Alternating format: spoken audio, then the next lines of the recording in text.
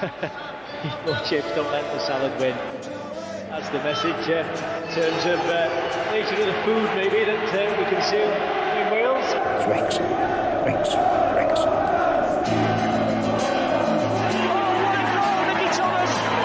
He's done it, the magic little man, Watkin. Oh, he scored! Steve Watkin has got a goal! Ball breaks for Foden, it's in early, as Rush likes it, and he'll chase it, he'll collect it, Ian Rush! Bennett, and that's a second for Wrexham. Well, classic, changing defence into attack. Conley! 1-0 to Wrexham, Carl Conley's done it! Trundle for options, put it back to Morrell. Oh, it's a good save! Oh no, it is, and it's in the back of the net. Andy Morrell. What a goal! What a goal! What a goal from Al Robson Cardiff! Folks, good way you kids up. Something special is happening here tonight. Wales are going into the semi-finals of the European Championship. Wanagati, Ferguson has definitely won it for Wrexham now. Here's Mendy! There's that race-class roar again! Saved by Foster! Wales are going to the Euros next summer. Wilkinson's wonderful Welsh women. Wales! Wales have done it! They've reached the World Cup! It's him again! Champions! Wrexham are promoted! They have their storybook ending! The first team in history to eat more chips and not let salad win.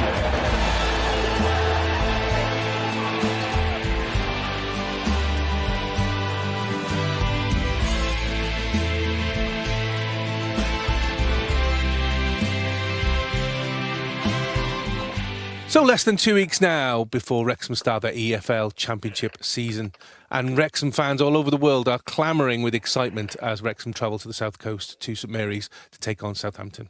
What we need in this incredibly fast-paced world at the moment is a voice of calm, an island of tranquility, and who better can we get to do that than one of our regular guests? Player, goal scorer, manager, pundit, and if you believe the Wrexham shirt releases, now fashion model. It's, of course, Andy Morrell. Good afternoon, Andy. How we doing? Yeah, good, thank you. You okay?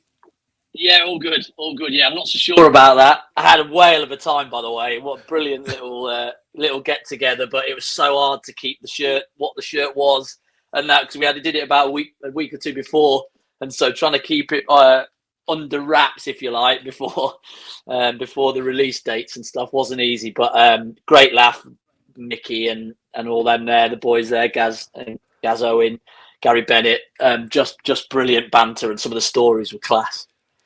You don't have to give anything away, but did you also do a photo shoot for the third kit? Yeah. Okay, like right. it. No, that's fine. That's fine. We know one's coming. So you've seen it. So that's great. I am not gonna put any pressure on you at all. I'll ask you when we're off camera. Just before we start, obviously, to talk about Wrexham, obviously we have to talk about, we lost one of our greats last week. Incredible player, incredible manager, incredible servant to the club, Joey Jones. Obviously, he fell into the same bracket as you with regards to, you're in quite a limited bracket with regards to Wrexham players who became Wrexham managers and obviously have been around the club in more than one occasion. How did Joey help you when you were at the club? Well, it's an immeasurable amount that I can put on what he did for me and my career, and what he did for so many of the Wrexham players that have come through the door. And I don't think you'll find one player, and out of the hundreds that have gone through that football club, that will have a bad word to say about Joey, and it'll all be positive of the type of reaction that he got from all the players. It was just one of respect to start with, and he was just purely straight down the line honest with you. And if you didn't play well, he'd tell you, and there'd be no repercussions on that. And if you played well, he'd say, yeah, well done. He'd give you the pat on the back, and he'd just be the one that would keep pushing you if you were out the team. And he was obviously the one that a lot of the lads went to when they weren't in the team to try and get their message filtered through to the manager, and he dealt with those situations so well. But on me, he was the first voice as I went through the door. that I met. He was the one that was championing me, if you like, to try and get me a spot in that team, the first team, because I was doing okay for the reserves, and he was the one that just kept, and it led with me and stayed with me for the whole of my career. He just said that you never know who's watching. So any game you are playing in anywhere, whether it's a reserve game, first team game, you just don't know who's watching, and that resonated with me. You know, he loved the way that I worked, my work ethic, and that, and he was a big one for that. You know, keep working hard. It doesn't matter if you're scoring goals if you're working for the team, and that stood me in good stead for the whole of my career. But even when I became manager, he was the voice that would be just the calming influence, if you like. He'd seen it, been there, done it. When I was pretty much a novice at it, he would watch the games from the stands when I'd be on the pitch or by the side. So every half time he'd come down into the changing rooms or the little room that we'd go into, and he'd talk to us about what he's seeing and what we could do, and we'd come up with a plan for the second half. So he was hugely influential on me, and such a devastating blow. And I knew he wasn't very well, and just it's such a sad loss. And you can see how much of the football world has come out to pay respects to him. Players right across the landscape of football from all teams, all ages. And the other thing I think that really made me sit up is the amount of, young players who have come through. It's not the kind of the Jimmy Cases or the Kenny Dalglishes, the people you expect who played with him at his time in the kind of 70s and 80s, but it's players who played 90s, early 2000s, mid 2000s, who have all said that he touched them and helped hit their career. I mean, that is a pure mark of what an incredible, not just footballer but person Joey Jones was. Yeah, and for the accolades that he won, he was such a humble guy as well. And what he had, this brilliant personality around the place, that energy that people would feed off. And you talk about the big names that have come across him and he's improved, and those players that didn't have careers, that didn't go on and play 100, 300 games, they were still touched and improved as people, not necessarily footballers, by this guy, because of his work ethic, the way he went about things, the way he spoke to people, how humble he was with all those accolades that he had, just how down to earth he was. And I had no idea when I walked through the door. I knew him because he was my first port of call, because of Rob McCaffrey knew him, and that was my entrance into the club. But I had no idea what this guy had done and achieved in his football career, because he was just so down to earth. You just thought he was part of the furniture there. And Wrexham has been his life. He showed loads and loads of loyalty to that football club when he didn't necessarily need to. But you've heard some of his interviews, now since he's passed, about how much this club meant to him and why he wouldn't change it for the world. And he is Mr. Wrexham, and I hope he gets fittingly a fitting send off from the club and everybody around the area, because he duly deserves it. I'm sure that will definitely be the case. And one thing, obviously, even though he won't be here in person, he'll definitely be in spirit as we kick off our campaign versus Southampton. I mean, before we talk about Wrexham and the nitty gritty and the nuts and bolts, as a Wrexham fan yourself, how excited are you for the season that's coming? I think it's very difficult to put into words for what we're about to do, because it's been such a meteoric rise up through the leagues, and now it's a bit like, I was like, unbelievable to get out of that league again. League One I thought was going to be tough. I thought we were mid-table, we'd take it. But no, after the start we had, the momentum we got, Christmas time, the club went, sod it, let's go for it again. Brought in the two new boys, which gave us that kick on and really got us out there. And that was a really valuable lesson, I think, to us, to say that we were fortunate to be in that position, that we could go, well, let's have a little bit of a gamble here, because there's been years before that we weren't in that situation where we could have a bit of a go. So that was amazing. And to get over the line and the way that we did it in those last two games, I just thought, what a brilliant achievement. It's going to be amazing this year. and then the fixture list lands on your doorstep, and you go, Southampton, West Brom, first two, and that is like that for me. Just hit me like a frying pan to the face. Is like, hold on a second, this is big. This is going to be tough, and so they've got to be prepared. They've got to be ready, and it's going to be an absolutely mental roller coaster of fun, highs, lows, the lot. But as long as the fans and everybody stays with the club, doesn't get overreached a little bit of entitlement that we just get promoted, that's what we do, then I think everybody and we'll be fine and we'll have a right go. I mean, it's been interesting. Obviously, if you wound back probably 7 days, particularly after the Australian and New Zealand tour, a lot of fans were kind of saying, "Okay, well, we're probably not going to get relegated, but we're gonna struggle, whatever. But that's fine as long as we don't get relegated. That's fine." And then we have a week of whirlwind signings last week. Now the signings are up to 6. And many Wrexham fans now are saying, "Oh, well, actually, that's a bit stronger. We're a bit happier."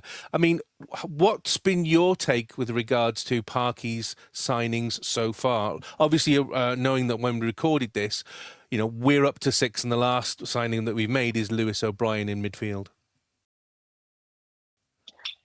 Yeah, so I think the pre-season tour has been a bit disruptive on that player recruitment side. I think being over the other end of the world, I think we had to do a tour.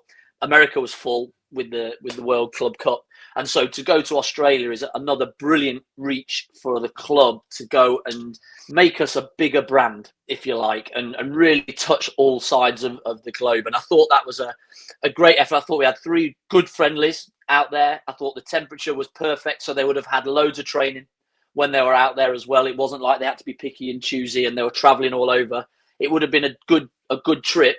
The issue being they're on the other side of the world to make these signings and get into people when you'd probably be having meetings in this country. He was on the phone late on at night, wasn't he? That's been reported. And they just weren't able to do everything because everybody was there. And so I think this bunch of signings, they've probably all been in the mix for the last sort of month, I would have thought. And just being away wasn't enabled it to happen.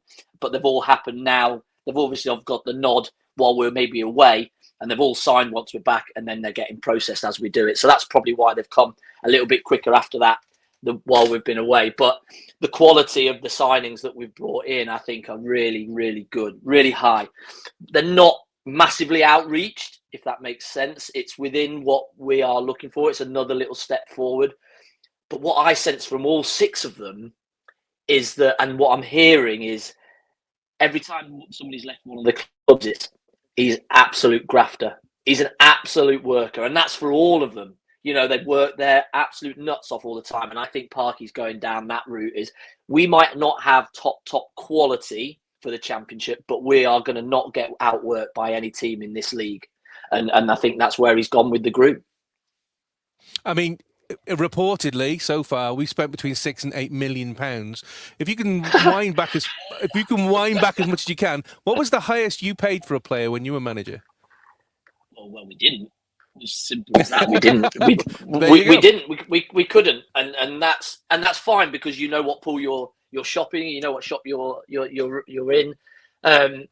But it's a different club. It's a different football club to the one I was managing, and we were trying to stay afloat. We had fans running it. We were doing what we could. We could all try and, I'm bringing in people on £200-250 a week. I brought Carra in for nothing because my budget was spent, and he turned out to be one of the better ones that I signed. And so the club is different now, and we are in we're in Australia, not Aberystwyth.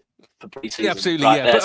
But you many fans will know what an incredible job you did to manage to put together the team that you did for virtually nothing. I mean, that was the incredible thing, is that you used all your acumen and your resources and a few favours, I'm sure, that you called in at some point to be able to get the club to do what it did. So, obviously, 6 signings, some really, really exciting one. Couple of free transfers. Obviously, Lewis O'Brien reportedly for a fair amount of cash. Of the kind of 6 signings so far, who's the one that most excites you? Well, all of them pretty much are an upgrade. I think it becomes as a manager, it becomes a skill. we were talking before about having no budget and so picking free transfers up. I think there's a very difficult and different art to being able to spend money wisely and bring in the right characters and stuff when you have got money to spend, and clubs know that, and getting a decent deal and a decent fee. I like Josh Windass. I think he's a hardy soul. I think he's a good player. He's got goals in him. It'd be interesting to see where they see him as playing this year, whether he's going to be in that 3 in midfield or in that Elliot Lee type role, or whether he's going to go a bit more forward and play up top maybe and playing off one of the strikers. I think it's going to be interesting. I don't even know if, with Thomason coming in and O'Brien, whether he'll go to 2 sitters maybe and have 2 sitters as a 3 this year and just have one patrolling around the front 2. I don't know. It's going to be really interesting to see, but we've got a lot of players now, and there's going to be either some very difficult decisions ahead or some very, very difficult decisions with not squad numbers and keeping people happy around the club that aren't going to play. And I think he's done that very well over the past few years, but we're getting into some big players and big names and big players that have been good for us as well. And that's going to be the trick of keeping everybody happy, I think. So I expect to see some outgoings, but it's more important to have people in the building first before that happens. Are you expecting Parky to make any more signings before the window closes at the end of August? Yes. Yeah, I think he'll look to maybe do another couple, but I think there'll certainly be ones that will go out the door, with the 2 younger ones going into 22 now. That makes your squad difficult. Your 3 keepers coming into your squad different. Everybody thought, 3 new places for you. We've got a bigger squad. We can have 25 now, but the 3 keepers coming in just takes those. So it's going to be very, very difficult to fit them all in. And I think there'll be some surprise ones in there as well. Because players want to play. At the end of the day, they do want to play. Yes, you want to be around a football team that's winning and doing well and has the momentum that Wrexham have. At the end of the day, if you're sat watching that, it doesn't sit very, very well with a lot of players, and there's only so long you can do that for. So there may be some outgoings definitely before that deadline finishes. It was quite noticeable last season that Parky definitely. Well, what we felt is that Parky seemed to transfer the way that the team played from a more attacking to a more defensive side. And then when you look at these signings now, not many defenders in there. There's a lot of attack, forwards to attack. Do you think Parky is going to try and morph the side again as he moves into the Championship? Or is he going to kind of trying to rely and sit back on that defensive block that he kind of put in for the full half of last season? Yeah, I think he will definitely lean on his defensive solidity that he had, that structure that they brought in, that became so reliable. Because how many games we won 1-0 last season was crucial to us getting out of the league. So he's added quality at top end of the pitch to try and get us a goal or 2. I thought a creative midfielder, there was one that we really needed. And maybe Windass might be that, a goal-scoring midfielder. He may be that. But yeah, I think that he's definitely looking at... We had one of the best defences in the league last year, and I think he'll be looking to try and do the same again. You saw Burnley. They weren't particularly attractive on the eye, but what they were is they were very, very good at what they did. They didn't concede many goals, and they won games 1-0 because their defence was so good. So I think he'll rely on that. But what he has put his legs in our team, I think, in midfield, and with Kakache coming in on that left as well, he'll have energy down that side. And what you hope that the 6 bring, and it definitely does, is just improve the quality that we do have when we get the ball back. We were at times last season, we gave it back to the opposition a bit too quickly, and we've got to keep the ball, because if we don't, we won't have it a lot of the time, and it'll be even more so than it was last year, which means we'll be under more pressure, and then your defence is going to be creaking a little bit. Obviously, for you, the team's back together, yourself, Mia and Mark doing the comms, particularly at home, definitely, and obviously maybe some away ones as well, depending on how well or unwell that we do, depending on what it is. Obviously, you've got a massive amount of experience in the Championship. Where are you looking forward to going with Wrexham this season? It's a good question. I just look straight out for the Coventry games. Obviously being a past player there, so looking forward to those. Leicester, I'm sort of a Leicester City fan when I was growing up anyway, so I was looking towards that. That's around my birthday, which would be quite good fun. I've never been to Portsmouth in my whole of my career, so that's one that I get to tick off my 92, if you like. But even when you talk through them, your Southamptons, it's just insane with the places that we'll be going. Some of the grounds that we'll be going to. I worked out that the capacity of all the National League grounds when we were in it, when we got out of the league, was about 165,000, I think, and the capacity now is like 700,000 of all the teams in the league. So it's going to be immense, isn't it? Some of the stadiums we're going to be going to is absolutely class, and so the support, our away support's been fantastic for the past 30, 40 years that I've known it, never mind before that as well. So I'm looking forward to 5,000s going to these places and really cheering and pushing the team on, and us giving us just a good account of ourselves, and as a club, really pushing on, and hopefully we first and foremost stay in the league. Are there going to be 3 teams that are going to be worse than us? Let's hope that, yeah. And then if we do that, can we push on? Can we be that mid-table team? Can we even, maybe, who knows, depending on the start that you got? Because that was, for me, the difference. We started really well last year. We looked fit, we looked strong, we looked hungry, and we looked organised. And that start meant that we could keep going. League Two was a bit different, wasn't it? We were always playing catch-up League Two. And then finally we got the ball rolling after Christmas, and we're pretty much unstoppable at the end of that. So we've got to have a good start, keep that momentum going, especially the new players bedding quickly, hopefully. Get a goal for Ryan Hardy, hopefully. Let's get Sam Smith fit. Let's get him back on the pitch, do you know what I mean? And hopefully these lads that have come in will start, and we'll start on the front foot and be really positive. All of them have said how welcoming and what a culture they've come into, if you like, to a club. But that's what happens when you win a lot of football matches, is that you have a great culture and it's a really tight-knit squad. And so they'll just be pushing, and they've got to try and get in this team, because the team that was last year, they were good. They were solid. They were good enough to get out of League One. And so these lads have got to prove that they're good enough to go into this team. And Parky's normally a little bit reticent with new players of just throwing them in. I think it was only Dobson really at the start of the season that went in last season. So it'd be interesting to see if O'Brien and Windass, they can just, take the ball by arms and get straight into the team and kick off. Just one last thing, Andy, before you go. Obviously, we shouldn't forget, where we've come from, and it's particularly upsetting for me to see the likes of Sheffield Wednesday and Morecambe, particularly at the moment, who have been suspended due to very, very poor ownership models. Obviously, you battled on while the club was shifting sands under your feet when you were managing Wrexham. I mean, how disappointing and upsetting is it to still see clubs, particularly clubs as big as Sheffield Wednesday, who today have had one of their stands condemned? So basically, the 6,000 season tickets now will have to be rerouted to somewhere else in the ground. I mean, how upsetting is it for you as somebody who lives and breathes football to still see these kind of things going on with clubs?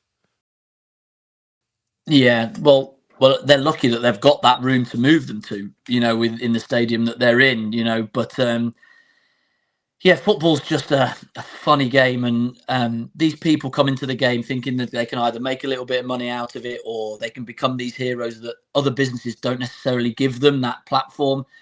And it doesn't work like that. You've got to get the fans on board. You've got to keep them on, because they're the ones that are coming daily and weekly to watch your teams, and they've been doing it for generations. And these people swan in and take over and treat these clubs so poorly that it just really does. It gut wrenches me, because these fans, they don't deserve that. The Morecambe fans have been fighting for years, to stay in that league and against relegations, and they've done really well and got up, didn't they? And had a season of that. And you just think, why are these people getting involved in these clubs if they can't maintain them and run them properly?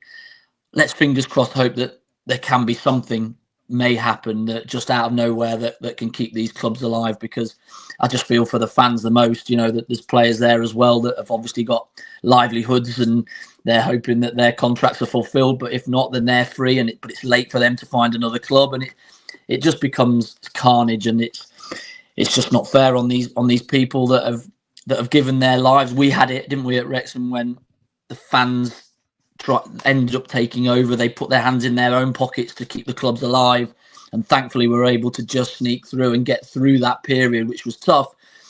But the joys of it now are for those people that really pushed and strived to get us through those dark times. So hopefully, if these clubs can do that, then hopefully there's maybe a rainbow in a few years' time that they can look back on and say that they were part of that package that kept their club alive. And for every Wrexham, of course, there's a Bury. You know, if you'd had said to me, but Bury were going to go completely out of existence and have to restart again. Bury was such a long-standing club when I was growing up. You know, they were one of the great northern powerhouse clubs because they'd all been around forever.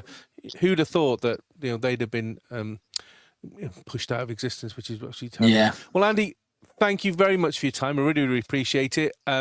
Obviously, we're massively looking forward to the season. We know it's not going to be a complete bed of roses, and we're under no illusions as fans, to say the least. But the fact that yourself, Mia, and Mark will be giving us the voiceover along the way is a massive bonus. But thank you very much for your time, and hopefully we'll have a conversation closer to Christmas where, fingers crossed, we'll be doing quite well.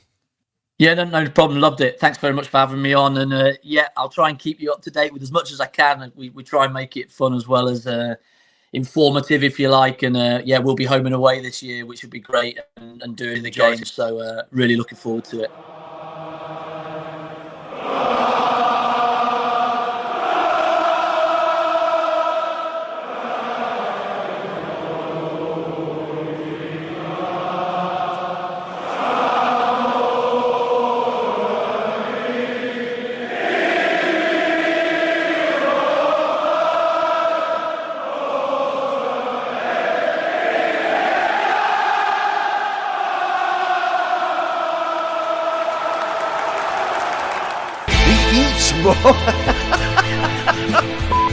Clinton, 4-0.